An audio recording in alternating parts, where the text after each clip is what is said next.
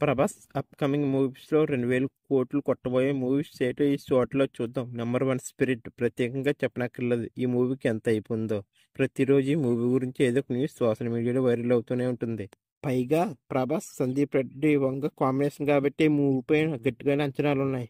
ఒక్కసారి movie release అయ్యాక movie మాత్రం బాగుంటే 2000 కోట్లు అన్నది స్పిరిట్ మూవీకి మ్యాటరే కాదు. నెంబర్ 2 కల్కి పార్ట్ 2.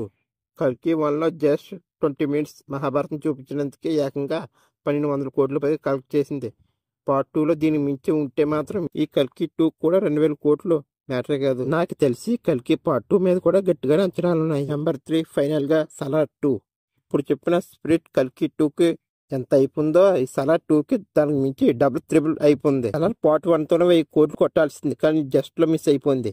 ప్రశాంత్ నీల్ కూడా చెప్పాడు ఈ సలార్ 2 తన కెరీర్లోనే బెస్ట్ మూవీ అవుతుందని. ఇవన్నీ చూస్తుంటే సలార్ 2 పై గట్టిగా అంచనాలు ఉన్నాయి. వన్స్ ఒక్కసారి మూవీ రిలీజ్ అయితే మాత్రం 2000 కోట్లు అయితే 3000 కోట్లు అయినా ఈజీగా కొడుతుంది.